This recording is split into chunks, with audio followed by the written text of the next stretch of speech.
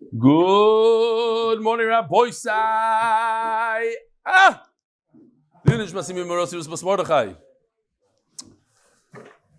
I had the great privilege of taking out these yeshiva guys, which the yeshiva name will remain anonymous.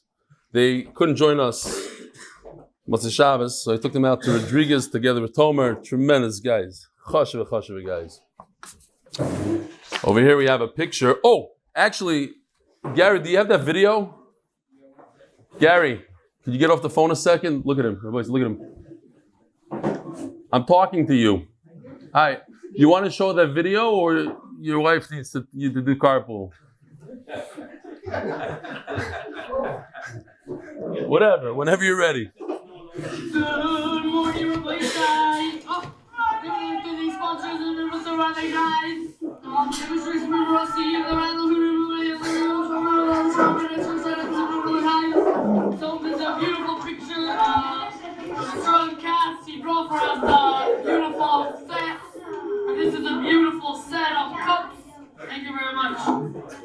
So so yesterday I saw a big picture. That's it. I got that video from an Israeli that doesn't even watch the shir. He got it from somewhere. It's beautiful stuff. Avi Weinstein, CR 440K, doing the Daf while babysitting. CR 440K. What's CR?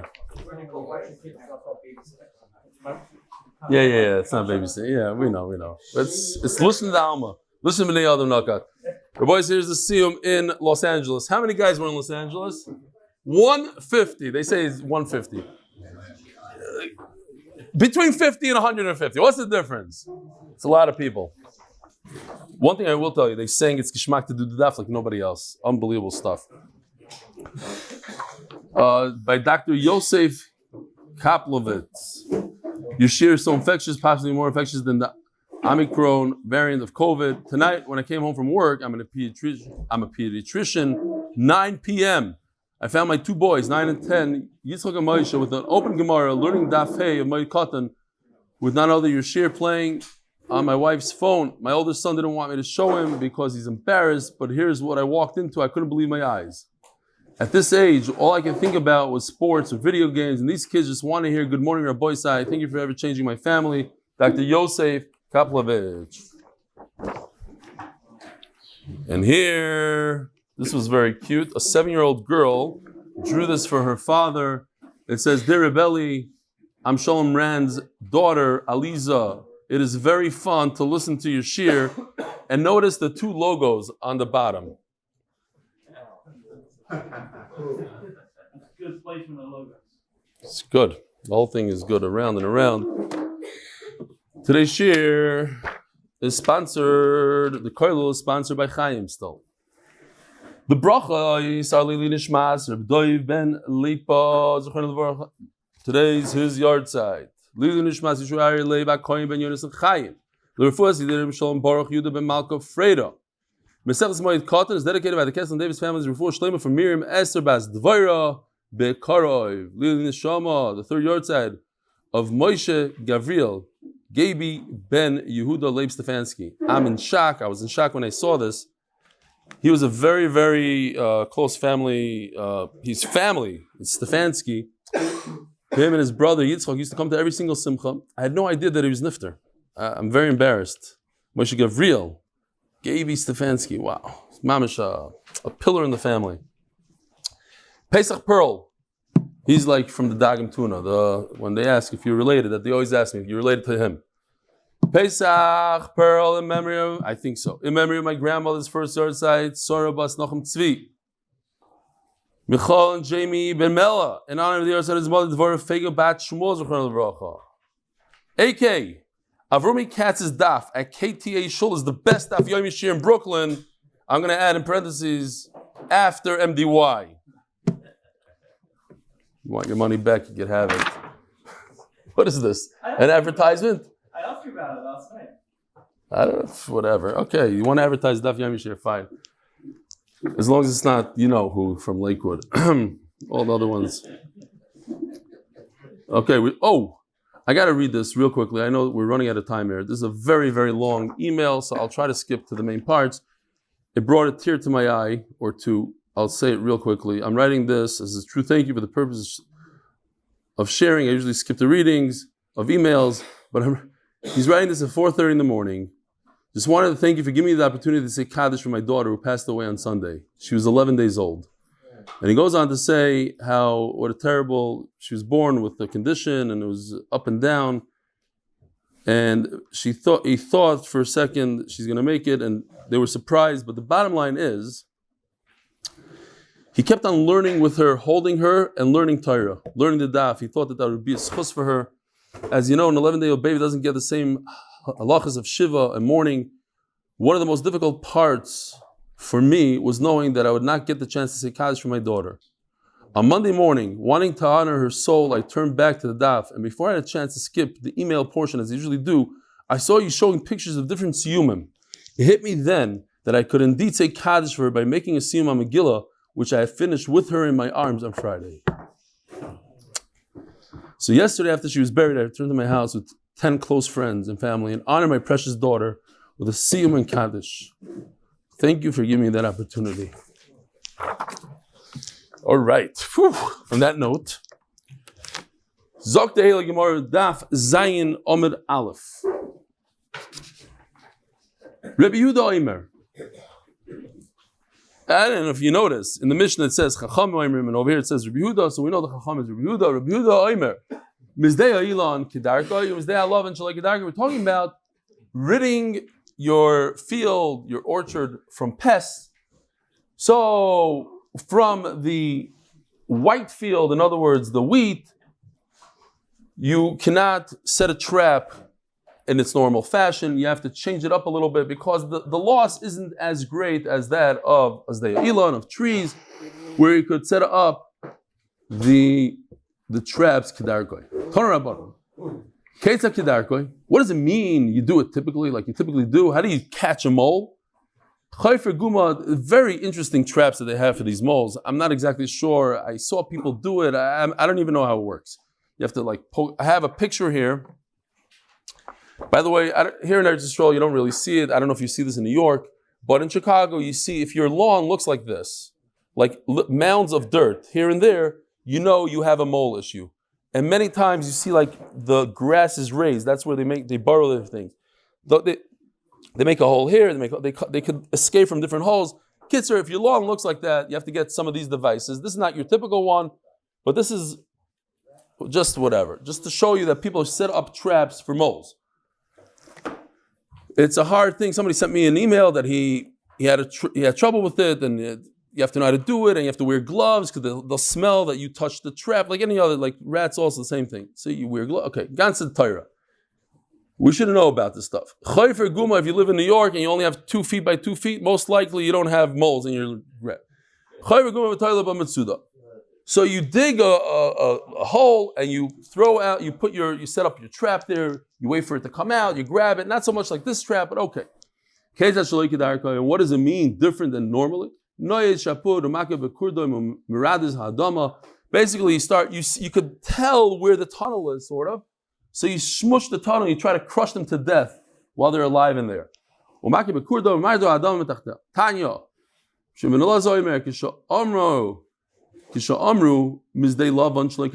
way, a joke that I heard when I was a kid. A guy walked in the store, said he has a mosquito problem. So he said, we have special mosquito powder. So he takes the powder, he goes around his house. A couple of days later, he comes back to the store, he said, it didn't work. The guy said, what did you do? So I took the mosquito powder, I went, no, that's not how you do it. You catch the mosquito, you grab it in your hand, you tickle him, and when he opens up his mouth, when he laughs, you throw the powder in there. He's like, I don't understand. If he's already in my hand, just squish him and kill him. He's like, yeah, that's one method. We have another method. Okay. So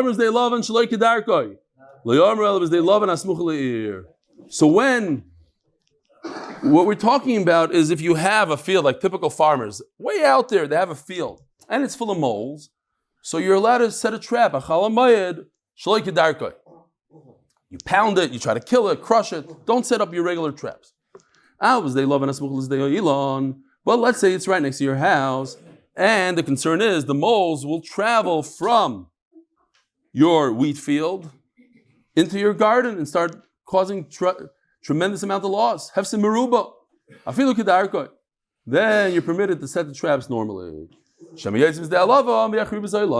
come out from there and go into your trees and make a lot of destruction. And you could patch up the wall that broke down on Chalamayit. How? The flimsy material, palm trees, like they use for schach, you throw it up there. You take some stones, but don't use cement. Pile up some stones without cement.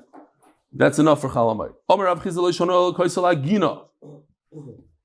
There's no great monetary loss for the garden. However, when you have the chotzer and you're worried that the bad guys are going to enter your house, then you just build up a real wall. Reminds me in South Africa, if anybody's in South Africa, you know what I'm talking about. Every house over there has a tremendous wall. What is it, like 15 feet tall? With barbed wires on top, the whole thing. Every house, you're like, what is it? Like a shleima. Everybody's in, huh? You're caged in, but you're caged in your own home, exactly. We had one of my good friends, for a lot of people know him, Yehuda, who was in South Africa on a safari. In the middle of the night, they heard some noise. They woke up in the morning, they had nothing. Not a pair of socks. No, the guys that came in, they took everything, all their suitcases, tefillin, hakol, bakol, mikol, nothing. They were in one of these Airbnbs without a wall. You need a wall. Oh, so Rav Chizda says that if it's like a sakana, it's a hefsim meruba, you have to build a wall. You have to build a wall. So let me say, perhaps you have a raya. The wall, it says you have a wall that's about to fall down. It's leaning into Rishus Harabim. You can knock it down and rebuild it. Why? It's going to fall on somebody. Knock him in the head. It's no right to Rav Chizda. It says this is sakana. Rav Chizda, he's talking about a case no sakana. Some people learn it differently. So maybe this is a question of Rav Chizda. It says the only time you're allowed to build a wall, knock it down and build it, is because it's a danger.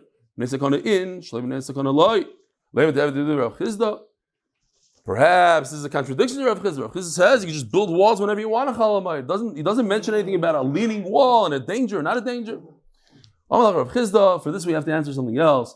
Where this is sakana, you can do two things. Knock it down and rebuild.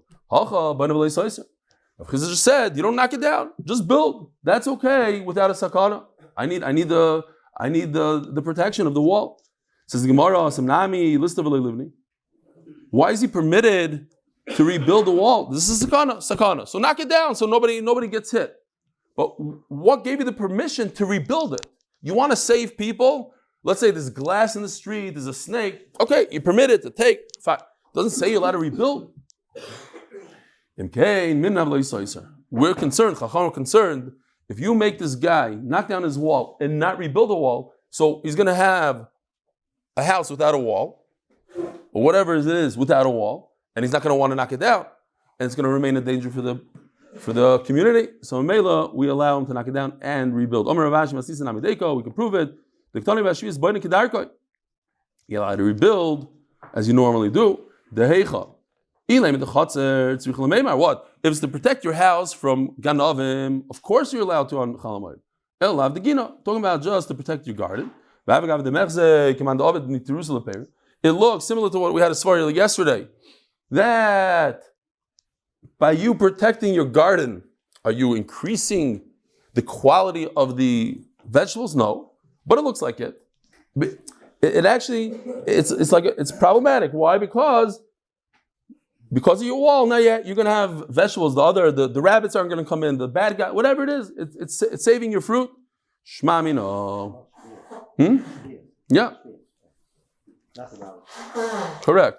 We're talking about shvis, and that's why I said that yesterday. We're talking about shmita, increasing the quality of the peiros through a side thing, not so much charisha, etc.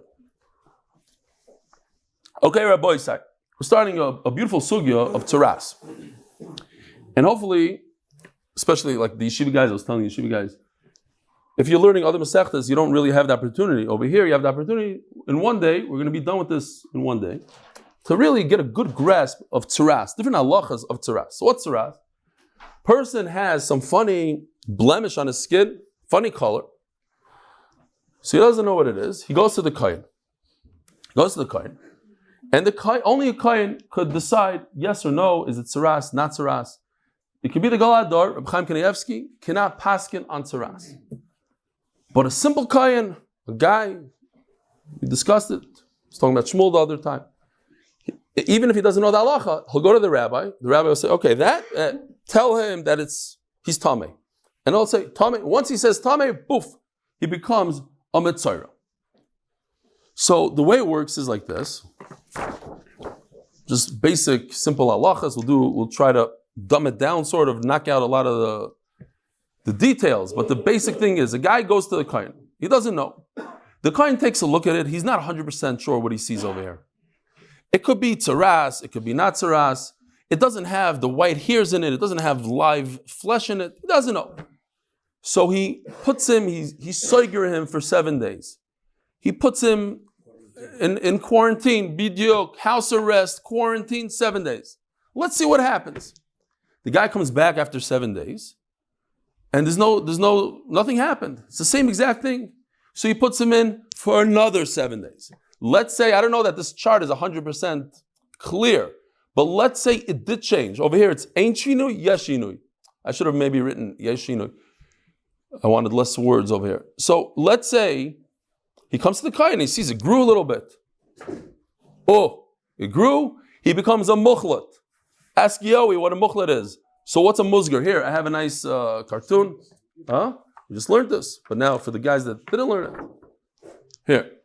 A musgar is house arrest, it's quarantine.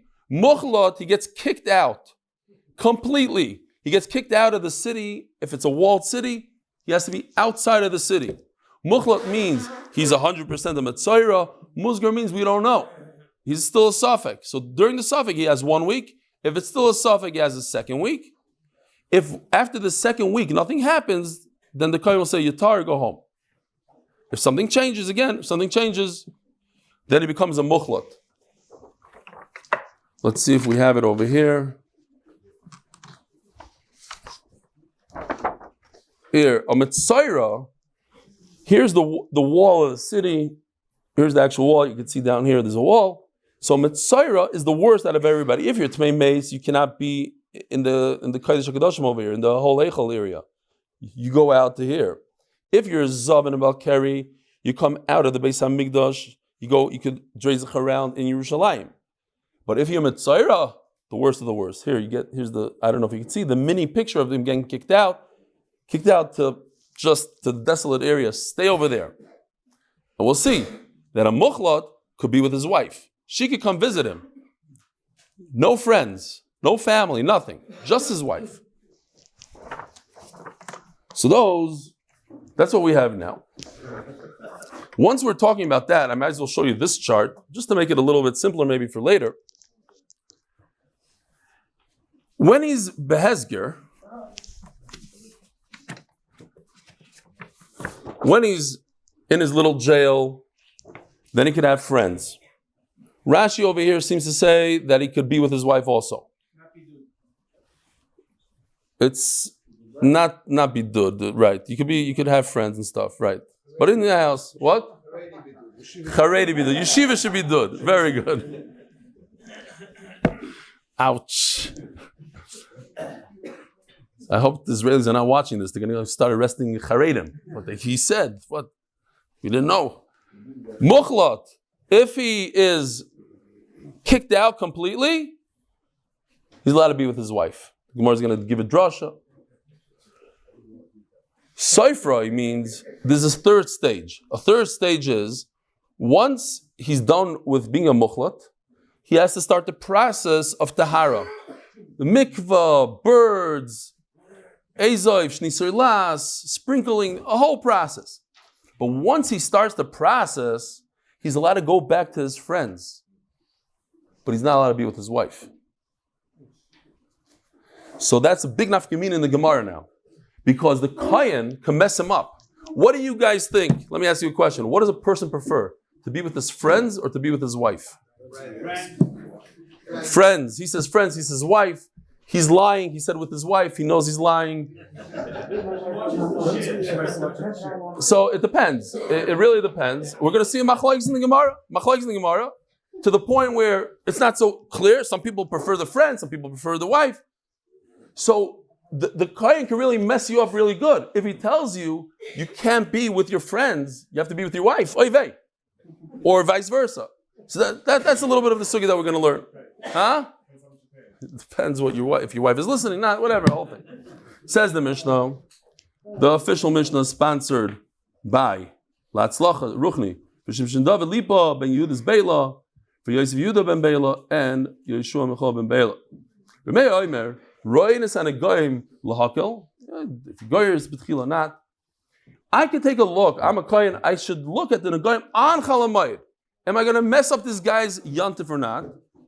I could look at it lahakel to tell him that he's tahar. Avalila achmer.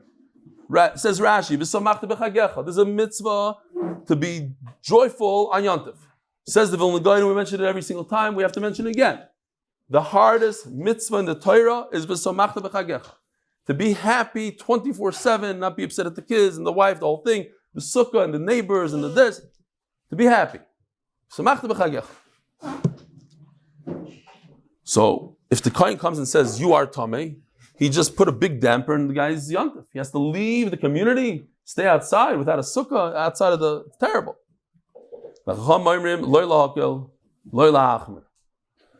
So, we're going to see, there's a fundamental machlokes here. If the kohen sees a nega, could he be quiet? He knows that it's bad news. He won't say anything. It's I don't want to call it cancerous, but it's the real deal. It's a terrible nega, which would cause the guy to leave the city. I choose to be quiet. I'm not going to say anything. Now the guy knows that me being quiet means it's bad, but who cares?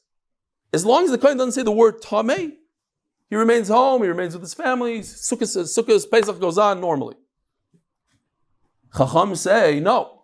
Since he's not permitted to be quiet, he was shown this nega, he must say right away, tamei or tar. So in Mela, don't bring him in nega, because what if it's tamei? He's going to ruin the guy's yantif. So we don't say anything.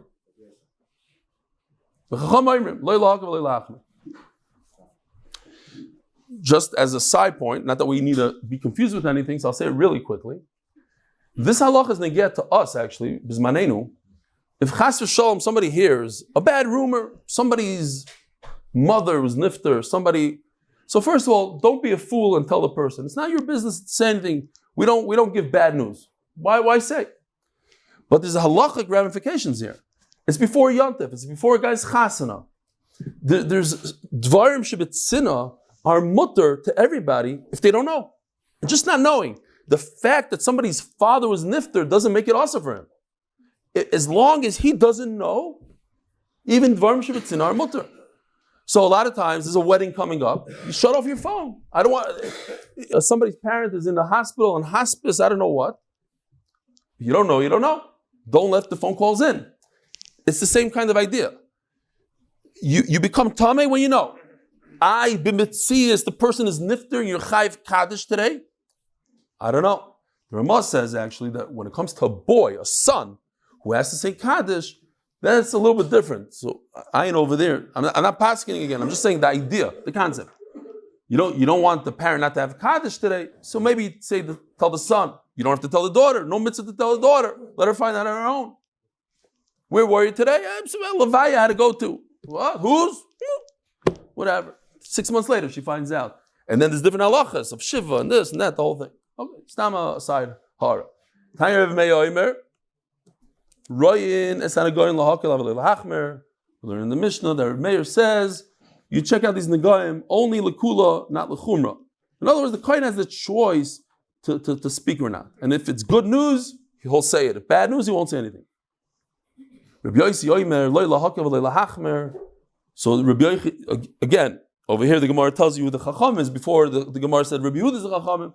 Now Rabbi Yosi is the Chacham, loy lahakel v'loy lahachmer. Because Reb Eli is of the opinion that once you see the nega, you must say what it is.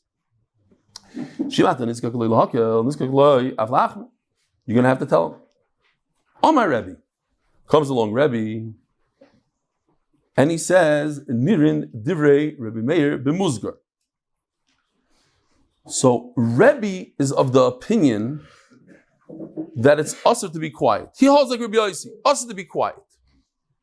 Just what? When it's a musgar, it's that suffix kind of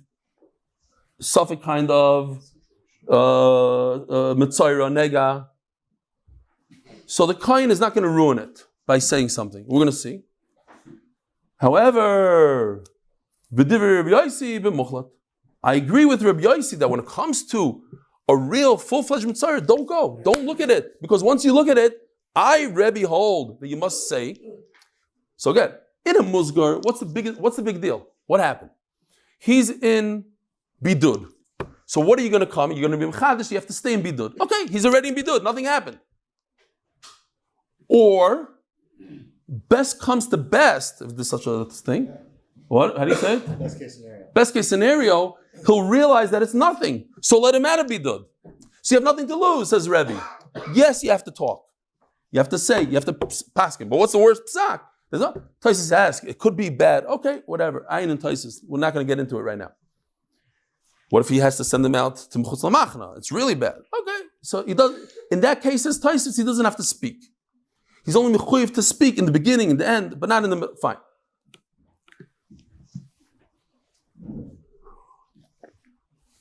Amarava bitar.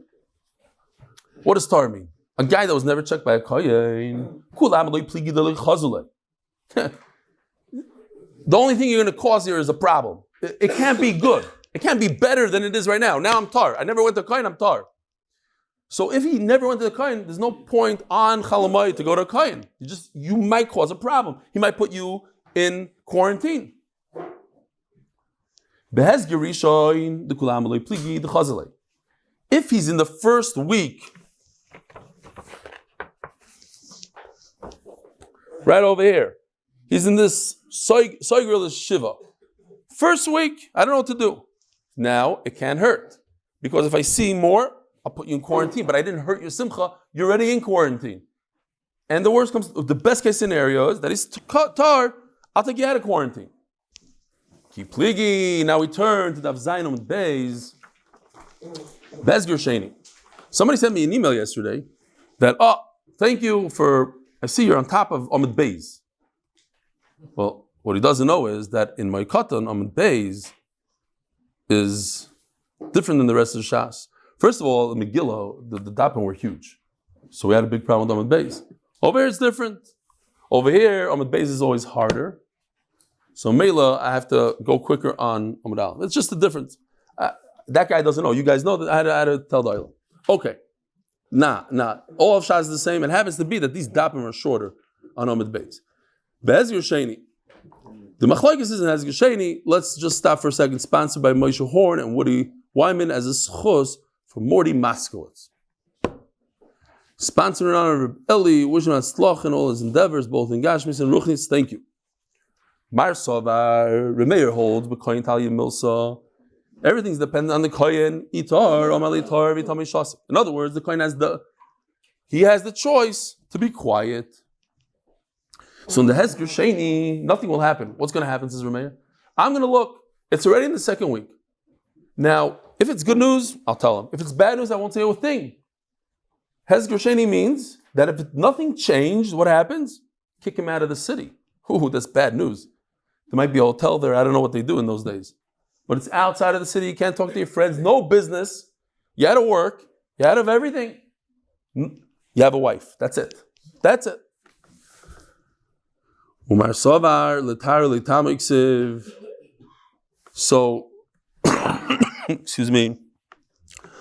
It's one of those nagging colds. Bakol Beseder, Umar Sovar, Letaroi, Oy Letamiksiv. At the end of the day, the Kohen has no choice. And if the Kohen has no choice, he could cause him a lot of aggravation on Chal Moed. Don't see the Kohen. Don't go see the Kohen. Omar Mar. Omar Rebbe, Miriam Rebbe Yosi b'muchlot v'divrei Meir b'muzgar. So we said that Rebbe is of the opinion that the Kohen must talk.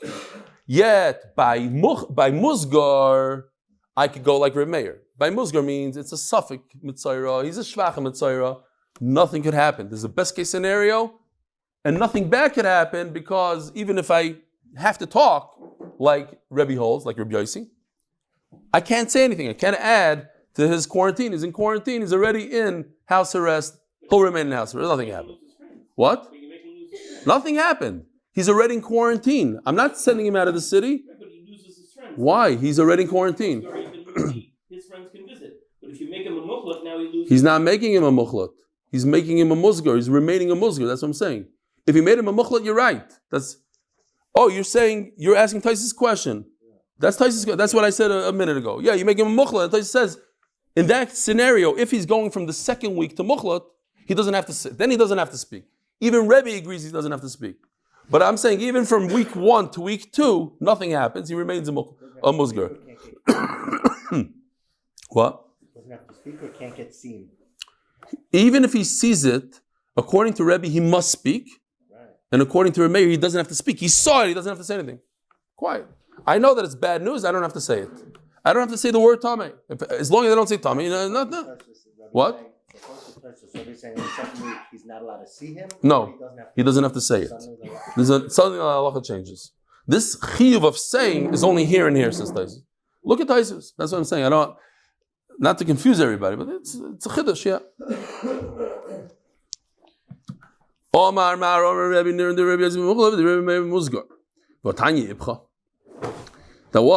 That when it's a muchlot, you go like Reb Meir. And when it's a musgar, you go like Reb Yosi, that you don't say anything. By musgar, you don't say anything. By muchla, you do. Says the Gemara Tanoi Aliba de Rebbe. Listen to this. Here's that sugya. We're gonna have a lot of things here. Aliba de Rebbe Marsovet Safta de Alma Odefle. What does a person prefer? Now, I hate to say this, but if you look at just teenagers. They love their friends more than their parents, more than anything in the world, right? If you look at even quarantine, look what happened they say in China, when the quarantine was lifted 1.5 years ago, what was the first thing everybody did? They went to get divorced. So it's either or. I mean, it could go both ways. A lot of people, they were stuck in the same house with that same person, divorce. A lot of people strengthen the marriage. A lot, let's not exaggerate, but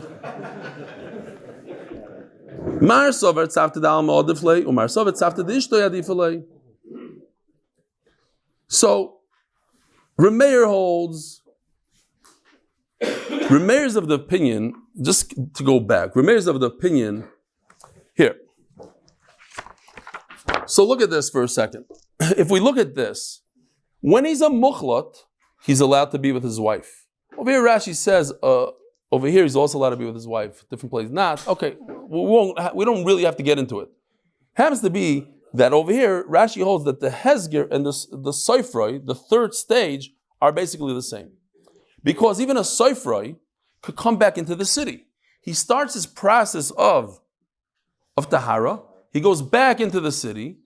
He's Asur on his wife, mutter to his friends. Like the first stage of Hezger, the Suffolk Mitzayra, Asur to his wife, mutter to his friends, stays in the city. Muchlot, out of the city, mutter to his wife.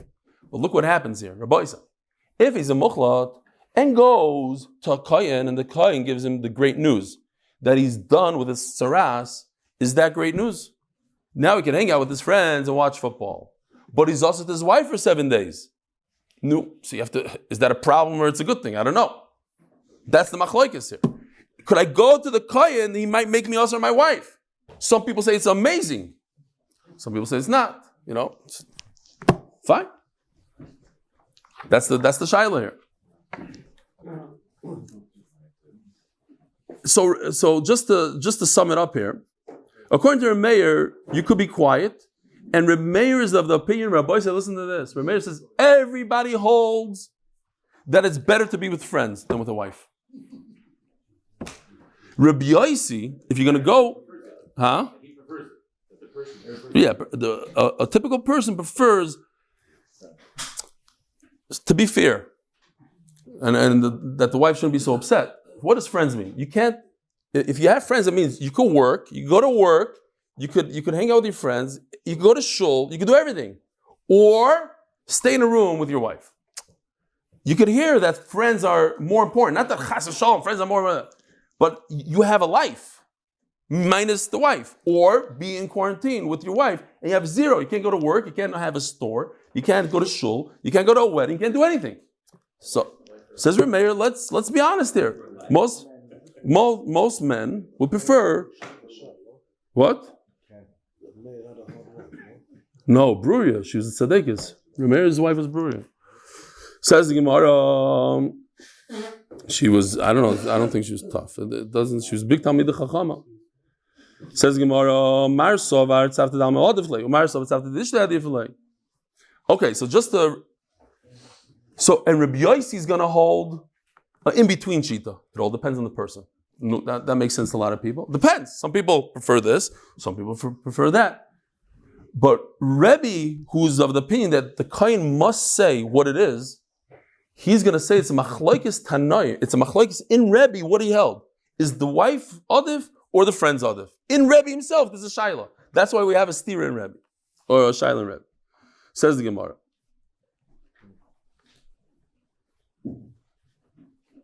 Tanai is machlokes tanai. I'll leave it to Rebbe. What did Rebbe say? That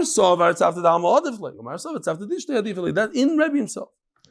Says the Gemara, remember the muchla does it mean that a muchla is allowed to be with his wife? In Batanya, we learned, and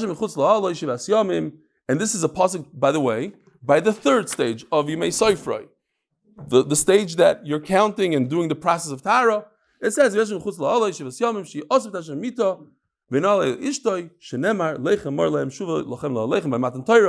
call a wife a oil.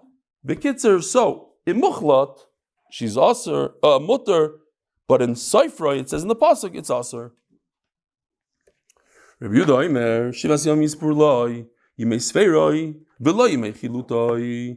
So I see from this pasuk that what? Dafka, she's aser during the third stage.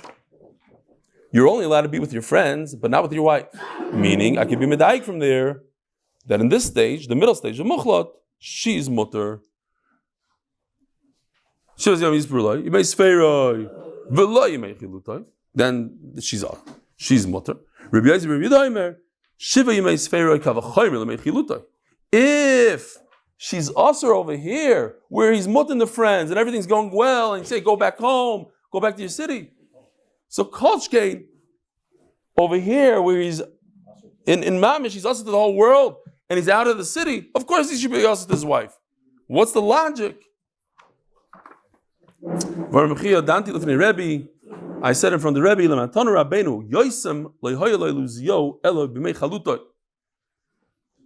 Laibi, where do we have Yosem? Anybody remember we had Yosem? Yosem, anybody? How do you know that? That's why I named him Yosem. Is his name really Yosem? Yoi is Yosem? And how do you know it's Sukkah Memhei though? Amud Beis or Amud Aleph? Very, very good. I think it's Amud Beis, yeah. It is an Amud Beis. Because Rashi over there says that he's a big tzaddik. The whole Gemara says that he's such a tzaddik. He says Yosem is on Sukkah Memhei Amud Beis. And that's what I was looking for. And he named this kid Yosem. Yoi, that knows about Muzgar Muchlat, is... Okay, listen, we have different types of people there. There's a different... you remember that, Levy?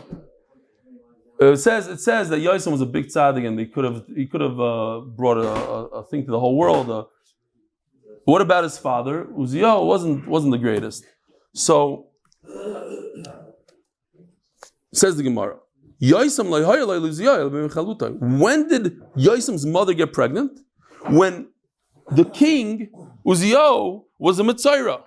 What kind of Mitzayra? Muchlat. He was thrown out of the city. So what do you see from here? They could get pregnant when you're Muchlat. You're right, says Rebbe. I also hold that a Muchlat is allowed with the relations during that period. So what's the machlokes? Reb Yossi, Reb Yehuda Sova, Gali Rachman B'mei Sfeiroi, V'kolshkim B'mei Chalutoi. Reb Eli hold that the Torah said that when you're counting, in other words, you're in the Tahara, it's Asr, and certainly when you're a Mukhlat, where you're full-fledged Messiah, Umar Savar, Umar de Gali Gali, Umar de Loi Gali Loi Gali. And the other man says, the Torah says specifically that she's Asr on you when you're counting in the green, but in the blue, she's Mutter, Ishtay Mutter. L'meimra, what? Taisus says the Kasha, and this is way out of the Kavachaymer. You want to get into it now? You just look in Taisus. Taisus says that it's not 100% sure that Yosam, it could be it was in the beginning of the year when he wasn't a Mitzayra, whatever. Ways out of it. Says the Gemara. L'meimra the bekoyin talya milsa. So, is it true that a kohen is the one that decides? And he's machlet, yes, no, in. Vatanya ubiyoyim herois boy. On the day that the kohen sees the nega, yitma, it says basar, yitma. Yesh yoyim shataroya boy, v'yesh yoyim shataroya boy. It says uviyoyim, when on that day, there are certain days, he doesn't have to look. In other words, that it's up to him. Mikan omru chason, shenoyla boy, nega. By the way, I was just thinking for the hak. Think about it. Oh, we'll see in a second. A chassan,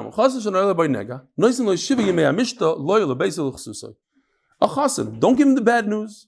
So he could have 7 days that he himself, his body is tar, his house that he lives in is tar, all the wedding gifts don't become tamei, and his begadim.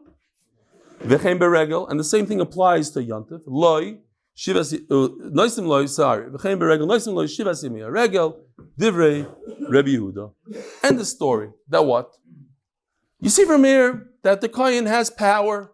If it's a chassan, it's a mitzvah, that he should be b'simcha. If it's the v'samachta b'chagecha Yontif, don't say anything. Let it be. You'll talk about it later.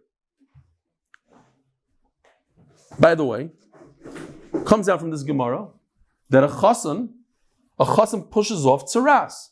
It seems like that the simchas chassan makala, shivas yimei mishta, is a d'oraisa. You could argue, but it's certainly powerful enough to push off tzaras, which is a d'oraisa. So therefore, say the poskim, like Reb Moshe Feinstein, if somebody gets married right before Shavas B'Tammuz, it's a mitzvah maybe. It's certainly mutter to dance at his wedding and play music. Because the isser to play music after Shavas B'Tammuz is a minhag.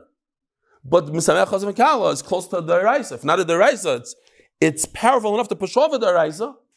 So essentially push off, this is a psak for Moshe Feinstein in Nigris Moshe. Rebbe Omer and Itzarech. So this is halacha. A guy is choshesh that part of his house has tzaras. So what does he do? Calls up the kohen. What does the kohen tell him? I'm not going to come over now. What I want you to do is remove everything from the house, because anything that remains in the house becomes tamei. So your bed and everything, if it becomes tamei, what do? And think about it. Your huge bed, you have to take a moving service, put it in a mikvah. But there are things in your house that don't go in the mikvah. Cheres, gone forever. So to save you from your kli cheres, remove everything. I devised this real quickly because I was thinking it's like almost funny. I don't know for sure if my house is tamei or not. I'm calling the kohen. This is going to be a problem. So we have a nega box. I don't know if you've seen this. This is like a pod box. They put it in front of your house. It's a tzara. You got to take everything out of your house. You imagine just doing the Pesach dishes. You're talking about all the dishes, all the couches, all the tables, everything. So this is MDY. This is a new business for MDY. When Mashiach comes, we can make a lot of money on both sides. Nega boxes. There's so many things to say right now. I know, but we're going to hold it for a few minutes. By the way, if anybody's interested, Mendy's in charge of this also. It's not just the Beis Hamikdash. You're in charge of the Beis Hamikdash and the nega boxes. Zog the Gemara or Tomer, but Tomer has a lot on his head.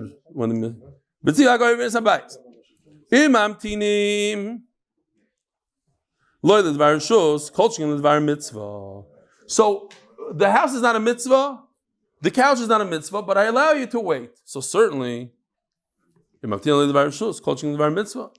need a pasuk for a chassan. So let's look at it real quickly. Rabbi Yehuda says there's a pasuk will be Yom Rois Boy Basar. the actual skin, his actual body. And I could wait from this pasuk I could wait if he's a chassan, I don't have to look at it. Rebbe says, upinus abayis. It's talking about a house, not a human being. What's an nafkamina if I learn it from here? From both psukim you see, I could wait. No nafkamina. Just he chose this pasuk, he chose this pasuk. Pshat number one. Over here, it's his flesh. Over here, it's a house. It's a Dvar Rishus. So Dvar Rishus, what about if it's flesh Dvar Rishus? Reb Yehuda Mahasam Legamrinon, the Chidushu. I can't learn, says Reb Yehuda, from here, because that's an anomaly, it's a Chidush. You can't just be metama 2x4, but if it's in your house and it has saras, it becomes tamei.